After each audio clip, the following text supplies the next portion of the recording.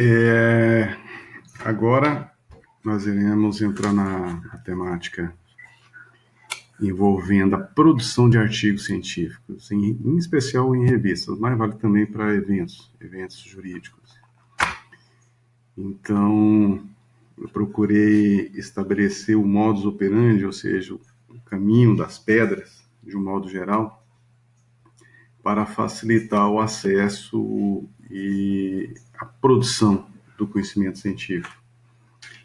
Estão aí nesses slides. E vamos lá. Primeiro passo. É importante nós levarmos em consideração, pelo menos na atual conjuntura educacional, que existe um padrão de valoração da produção científica no Brasil. Várias fontes valoram, evidentemente, a produção científica. Mas uma das que mais se destaca exatamente é a CAPES, que faz, por meio da plataforma Sucupira, a qualificação, que é o Qualis, a qualificação dos periódicos, a qualificação da produção científica em nível nacional. Então, periodicamente, é feita uma avaliação e reavaliação principalmente das revistas, das instituições de ensino também, que produzem conhecimento científico. E essa valoração ela tem categorias de valoração, das que são menos valorizadas, vamos assim dizer, valoradas, daquelas que são mais valoradas, né? Então nós temos aí várias configurações que serão mostradas aí ao longo dos slides. Então o Qualis a relevância do Qualis é exatamente isso, né? Conforme a qualificação, conforme a valoração de uma revista científica, por exemplo, ela pode ter uma repercussão muito grande no âmbito do conhecimento produzido, em qualquer área do conhecimento científico, e o direito não é diferente. Ok? Esse link aí não é muito difícil de achá-lo, ele abre exatamente onde buscar o reconhecimento dessa plataforma Sucupira a respeito das revistas científicas. Então, se fizer uma pesquisa geral, qualquer meio de busca na internet, sobre plataforma Sucupira, CAPES e tal, Qualis, vai chegar um momento que, acessando lá o site, vai abrir exatamente alguns campos que você está mostrando aí. Mas esse é o link direto lá, se não quiserem digitar o link todo, é só buscar nas plataformas de busca que acha com bastante facilidade esse site. Então, acessando o site, já abre diretamente essa página aí. Então, essa página ela mostra necessariamente as etapas que precisam ser vencidas para identificar uma revista. Por quê?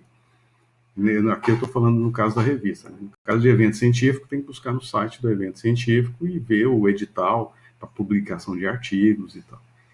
Mas um dos mais relevantes, que é exatamente isso que eu estou tratando, é a publicação em revistas científicas, que são reconhecidas oficialmente pelo governo brasileiro. Então, assim, acessando aí o Qualis periódicos dentro dessa plataforma Sucupira da CAPES, então nós temos aí a possibilidade de escolhermos, né, a categorização da revista. Então ela é dividida em vários pontos. Nós temos aí, o primeiro ponto, o cursor está mostrando evento de classificação. Aí se você clica no evento de qualificação, deixa eu ver se aqui no outro, já não mostra. Se você clica no evento de classificação, vai estar o período em que, geralmente é quadriênio, o período de validade daquela revista. Então nós temos aí alguns períodos que podem ser mostrados, evidentemente vamos pegar o período mais recente, que é o que mais interessa. Então clica nele. Depois nós temos uma opção que se chama área de avaliação, e dentro dessa área de avaliação aparece várias áreas do conhecimento científico, dentre as quais está lá o direito. Então, como eu falei, o direito ele é uma ciência interdisciplinar, é uma ciência que deve levar em consideração outros ramos do conhecimento científico. Então, pode acontecer exatamente de uma revista, muito embora ela seja uma revista jurídica, outras áreas do conhecimento científico também podem mencioná-la lá dentro. Então, é comum, por exemplo, nas ciências ambientais, nós temos lá, vou citar um exemplo de um artigo que eu publiquei na revista chamada Revista de Direito da Cidade. Essa revista, ela tem um máximo de qualificação que é a configuração A1. Eu estou explicando sobre essa configuração. Então, nessa revista Direito da Cidade, no âmbito do direito, ela é considerada a máxima. Só que no âmbito das ciências ambientais, que é outro ramo, dentro desse tópico, a área de avaliação, ela é considerada, se eu não me engano, como B5. Existe várias outras revistas, às vezes, dentro de outras áreas do conhecimento científico, que não é direito, que mostra uma repercussão do direito. Às vezes, essa repercussão em termos de qualificação não é a mesma. Então, assim, no caso que vocês estão iniciando, é importante observar especificamente revista jurídica, mas não necessariamente precisa ser uma revista jurídica.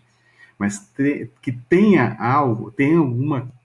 alguma classificação, que aqui é o último ponto, que envolva o direito, tá bom?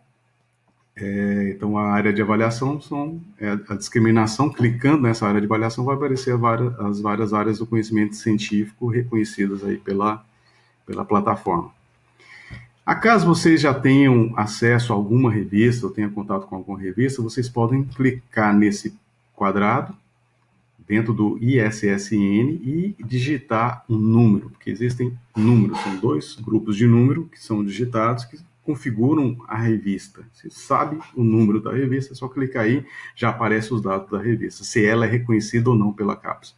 Eu já fiz algumas pesquisas que eu digitei número do ISSN, que é a configuração formal da revista, e não tem a sua classificação dentro da plataforma Sucupira. Então, não tem qualis. Então, eu até excluí da possibilidade, que eu prefiro aquelas que, de algum modo, tenham qualis. Ou clicar aqui no título. Se tem o nome da revista, Revista de Direito da Cidade, Revista de processo Penal, Revista Brasileira do Direito, e aí vai. Então, vários nomes de revista, clica direto no nome, aparece a revista, se ela já está cadastrada ou não na plataforma. Mas pode deixar também exatamente o que? Nós podemos tão somente clicar aqui e aí buscarmos na área de avaliação especificamente direito, não preencher esse dado aqui, que não precisa, nem o título, e nós clicarmos direto em classificação.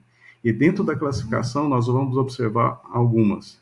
Aí aparece A1, A2, B1, B2, B3, B4, B5, C.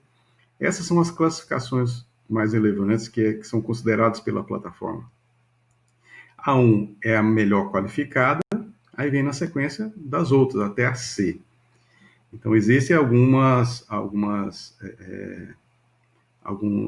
cursos, por exemplo, que reconhece algum tipo de publicação que tenha pelo menos o qualis B, ou de B5 a B1. Então, as melhores realmente são B e A. Mas tem configuração C também. Não quer dizer que seja ruim, quer dizer que está em processo de crescimento aí na plataforma. Ok? E clique em consultar. Aí consultar vai aparecer uma listagem gigante de revistas. Dependendo de onde você vai clicar. Se clicar na classificação A1, vai aparecer revistas nacionais, internacionais. A2 da mesma forma, até B5. B5 vai aparecer uma relação muito grande. Se você não clicar em nada, desculpe, se não clicar nem em classificação, então a consulta vai aparecer uma listagem que vai envolver todas as revistas, desde A1, desde B5, C até A1. Então aí vai estar um arquivo separado, clica no arquivo e vai aparecer uma listagem gigante de revistas. Então, assim, quando aparece a revista, no caso aqui fiz uma pesquisa de direito, envolvendo o A1. Busquei a classificação só A1 e aparece uma listagem mais ou menos dessa forma. Como dá para perceber, existem revistas aí no âmbito do direito que seriam com a configuração A1 internacional, americanas, inglesas, geralmente, mas nós temos também espanholas, italianas, até da América do Sul, nacionais, e aí vai, né? Todas com configuração A1. E aqui nós podemos ver algumas nacionais, aqui mais abaixo. Essa é só a primeira página, então geralmente são várias páginas.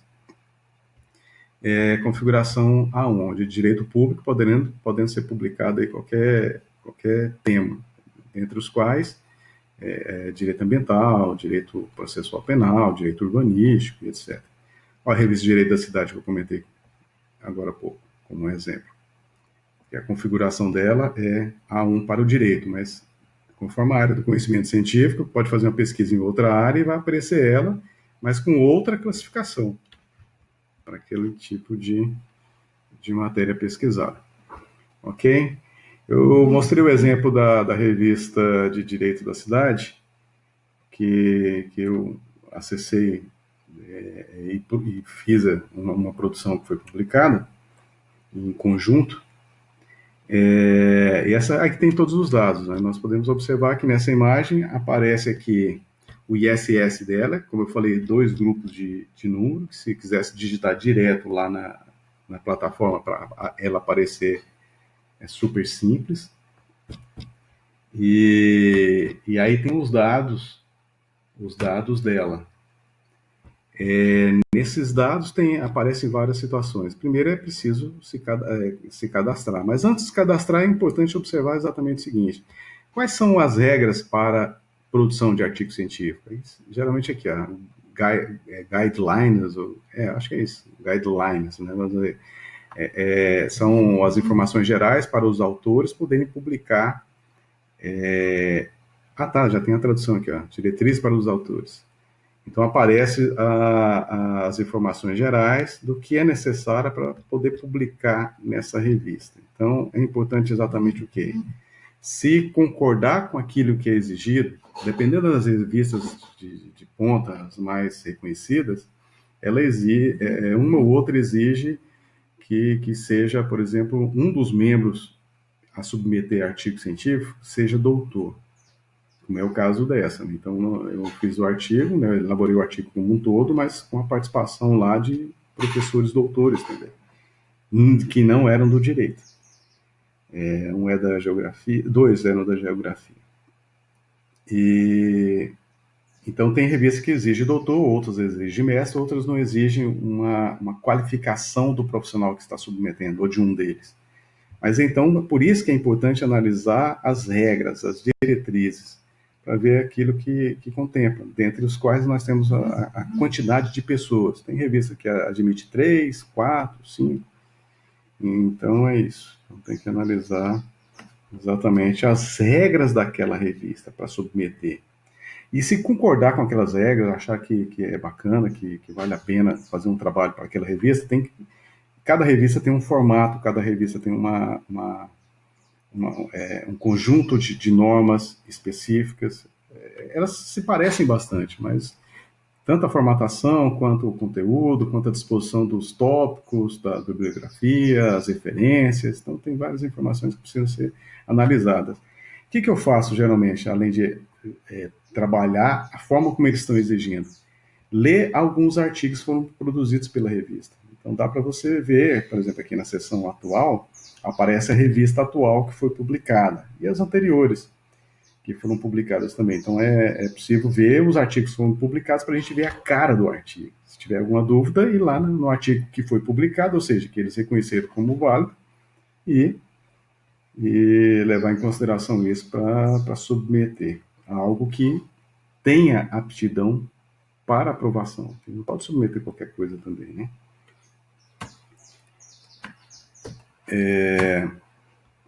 Segundo passo, escolhida a revista, né, feito esse processo, deve-se analisar exatamente o quê? Os requisitos para a submissão do artigo, como eu comentei. Então, se há necessidade ou não de doutor, de alguma forma de formação, né?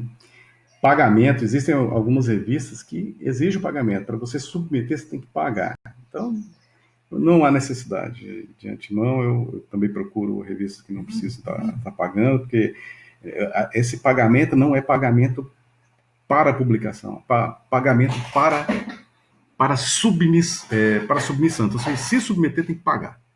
É bem simples assim. Outros casos, tem revistas que exigem pagamento para a conversão dela no outra língua. Então, tem revista que exige que, no mínimo, o resumo seja em outra língua. O resumo, as palavras-chave. E aí a tradução desse resumo, ou às vezes até do texto inteiro, conforme a revista exige a tradução do texto inteiro, tem revista que exige, além disso, que pessoas por ela indicadas façam essa tradução. E, evidentemente, que mediante pagamento. Então, eu também excluo essa possibilidade, pelo menos inicialmente, para a gente prestigiar unir o útil ao agradável, né? Buscar informações naquelas que não tenham custo, principalmente na condição acadêmica, né? Analisar também a questão do número de autores, que eu já fiz alguma observação, as regras, aí estou repetindo, né, as regras de formatação, a necessidade, se concordar com tudo, o cadastro dos autores. Dentro do cadastro dos autores, nós vamos observar, se mostra aqui no slide seguinte, não, aqui mostrado, clicando no cadastro dos autores, tem os dados a serem preenchidos, e um dos dados exige lá o ORCID.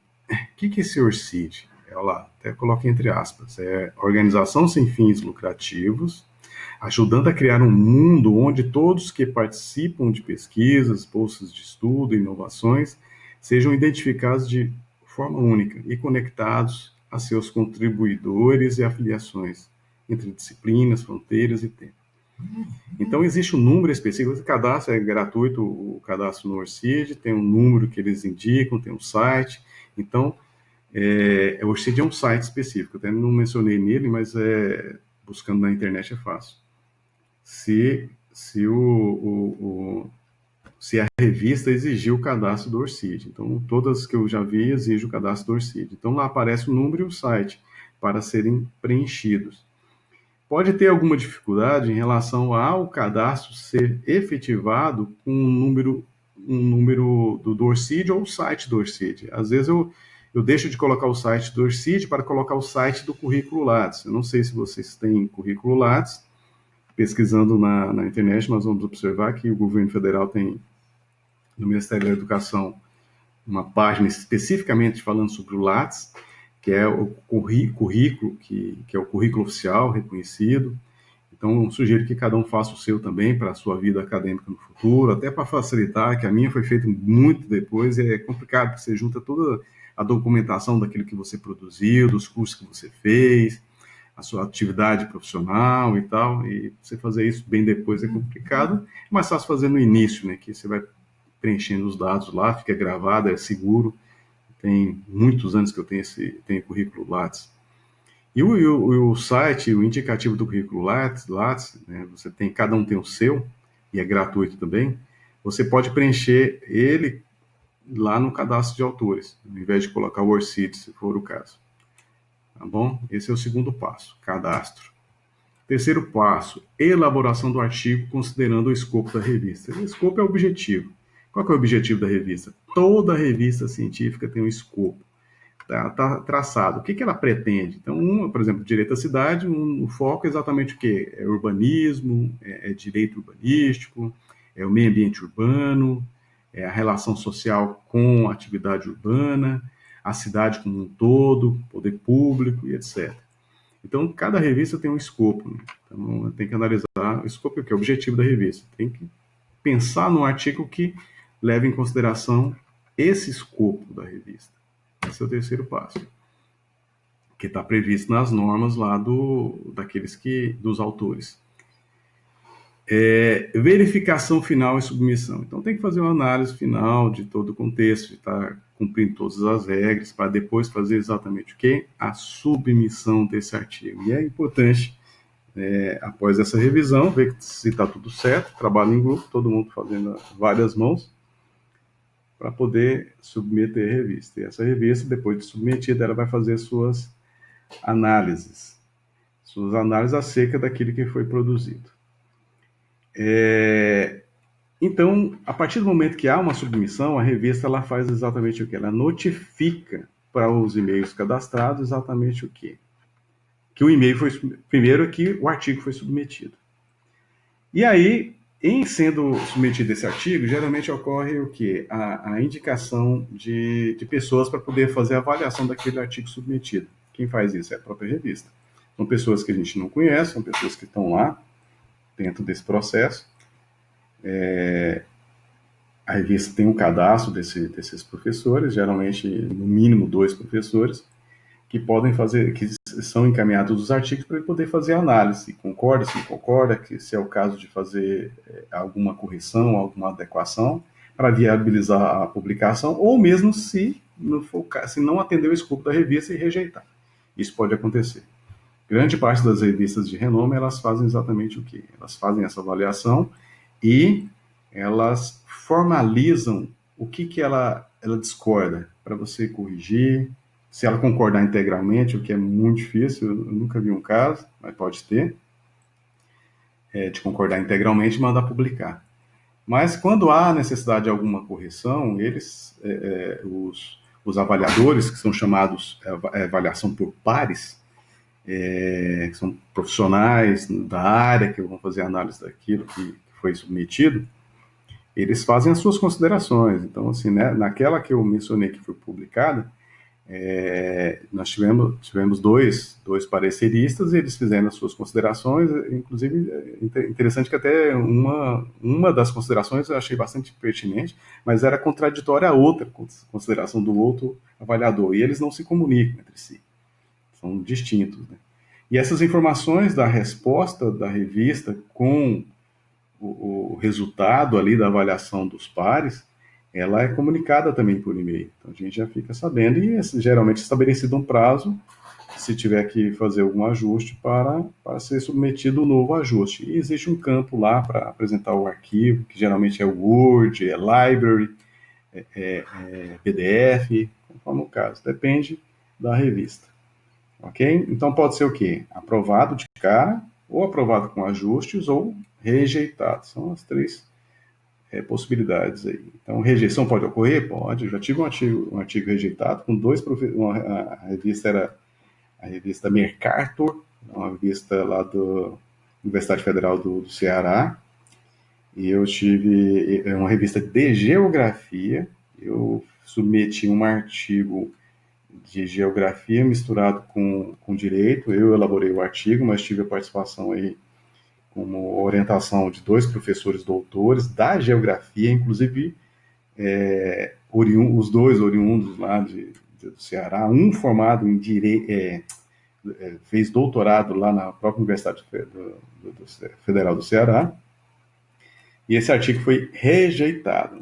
A informação era que não atendia o escopo da revista. É mais ou menos assim. Então, é ter coragem de submeter. Então, é isso. Dar a cara a tapa lá. E o legal disso é exatamente nós também termos a opinião de outras pessoas em relação àquilo que nós produzimos. Bem ou mal, quem produz está sujeito a isso. E a ideia é sempre estar melhorando, né? Com aprovação, o artigo o artigo é aprovado e segue para publicação na revista virtual ou impressa, conforme o, o tipo de revista. Então, existem revistas com o mesmo nome, que ela tem uma veiculação impressa e outra veiculação virtual. E existe revista só com publicação virtual também. Então, depende da revista. No caso da aprovação com ajustes, o que acontece? São feitas considerações pelos avaliadores pareceristas, geralmente double blind, ou seja, são avaliações às escuras, né? Às escuras, né? Um não tem contato com o outro avaliador e ao mesmo tempo eles fazem análise, né? São profissionais que vão fazer análise sem saber quem você é, por exemplo. Então, a apresentação, a submissão do artigo, Existem revistas que exigem que não se mencione nada em relação ao nome dentro do artigo submetido. E muito menos, às vezes, até produção do próprio, de um dos autores, ou dos autores, dentro da bibliografia. E tem revista, por exemplo, que exige que nem que o arquivo a ser enviado seja deletado a origem dele, se tem algum dado que mencione quem pode ser, para excluir essa possibilidade, para essa avaliação ser realmente as escuras. Não ter nenhuma forma de indicação de quem produziu aquele arquivo. Então, e outras não se preocupam com isso. Mas estão todas as regras ali nas regras dos autores, nas diretrizes dos autores. No caso de readequação, tem prazo e fazer a nova submissão. É possível voltar para novos ajustes ou não, conforme o caso, a revista. Né? Então, isso depende das regras que a revista estabelece. Ok?